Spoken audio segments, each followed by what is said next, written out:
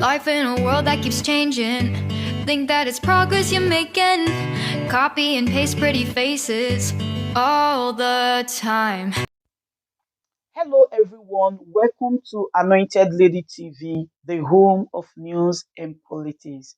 If it is your first time in this channel, you are highly welcome. Thank you so much for stopping by. And if you like what we do on this channel, hit on the subscribe button, also put on the notification bell so you'll be notified by YouTube anytime we drop a new video. And if you are returning subscribers, thank you very much for always coming back to watch our videos.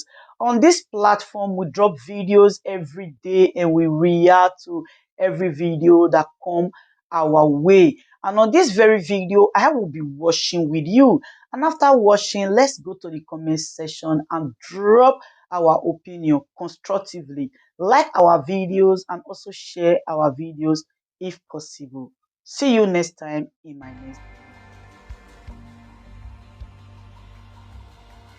The Independent National Electoral Commission announced on Monday that the upcoming elections will not be held in 240 polling units across 28 states of the Federation. Chairman of INEC Mahmoud Yakubu stated this during an interactive meeting with 18 leaders of all registered political parties at the Commission's headquarters in Abuja. According to him, polling units range from 1 to 12 in each state and FCT, except for Taraba and Imo, which have the highest rate of no voter registration due to security concerns. We also briefed you on our efforts to redistribute voters to the polling units in order to avoid the congestion that made voting cumbersome in many of them nationwide. This requires the redistribution of voters to new polling units in proximate locations. Where they are separated by distance, this must be done after consultation with the voters.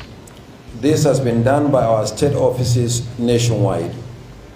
However, there are 240 polling units without registered voters spread across 28 states and the Federal Capital Territory.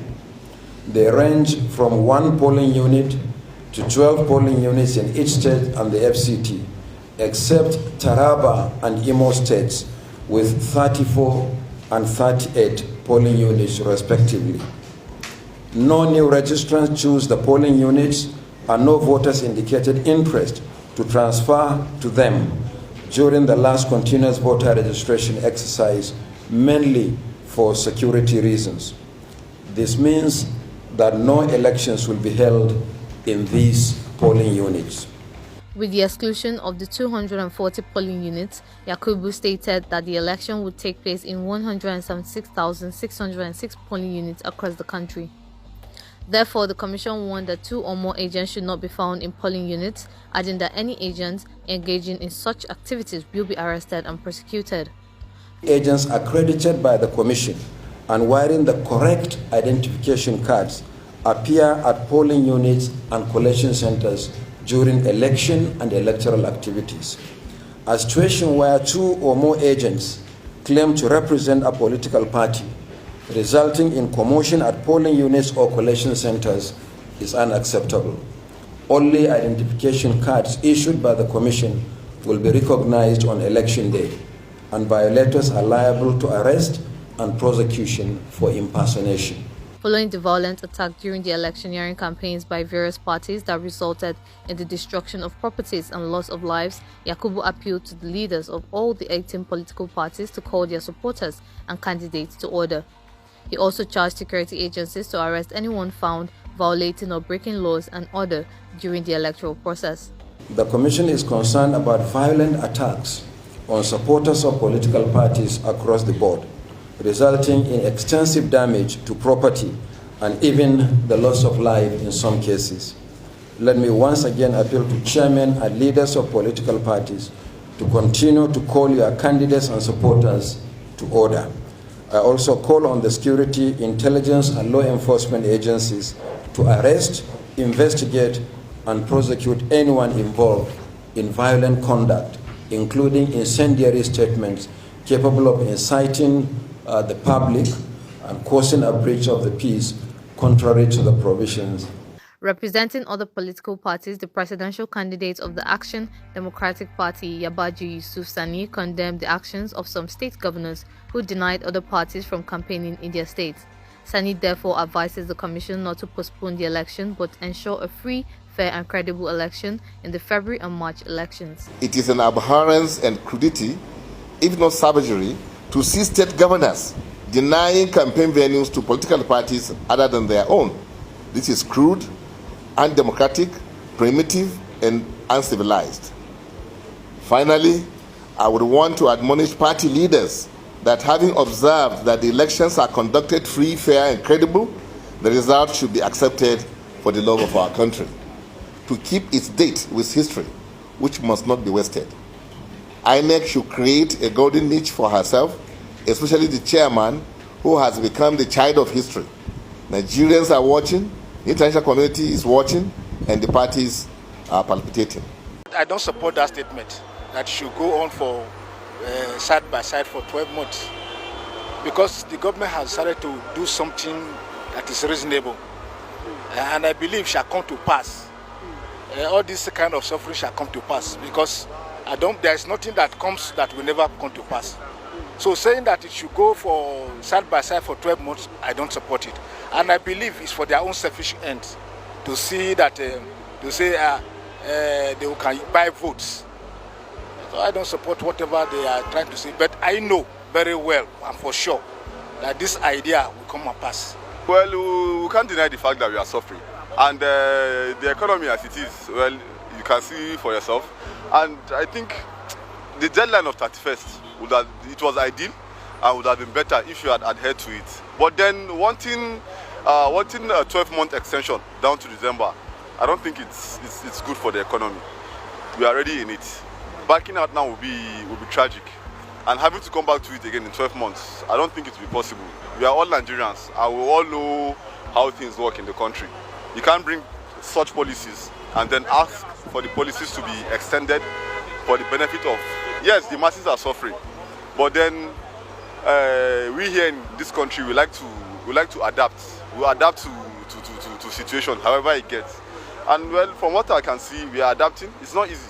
I myself, I'm not finding it easy, but we are already in it. So I feel they should just, if the deadline will be today, being February 13th, I think it's fine.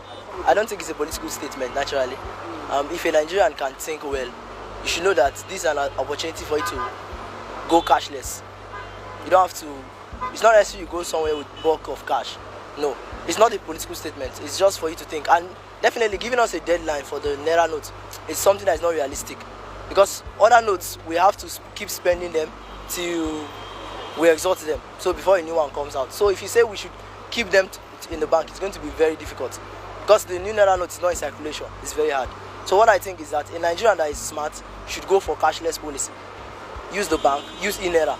Yes, regarding that, you know, I'm not very familiar with how the monetary system works, but I came across an article a week or two ago where it states that the policy regarding the currency change, the currency redesign, you need to keep printing the new notes, and it helps in mopping out the old notes.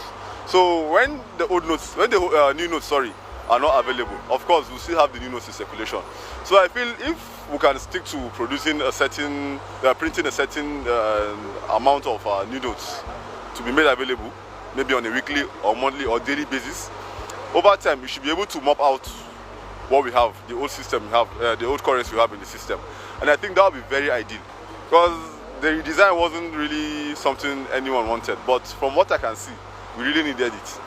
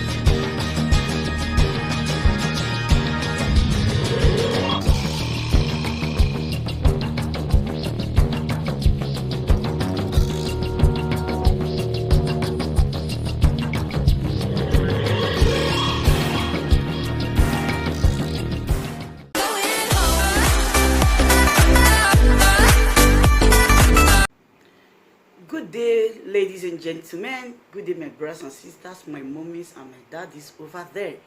It's your sister again, your doctor, your friend, your girl, Anointed Lady TV. Please, if today is your first time of coming across my YouTube channel, please do subscribe for me. Subscribe and turn on the notification bell. So each time I upload any video, you will be notified. So in this my channel, I will be bringing up many things to you in which you will benefit from it. I do talk show, I do news, anything you want to talk about, I am into it. Please subscribe and turn on the notification bell. So each time I upload any video or each time I'm on live on YouTube, you will be notified. Thank you very much for always being there for me. Please do subscribe for me, and as you do so, God will richly bless you and meet your heart desire. Thank you very much. I love you all.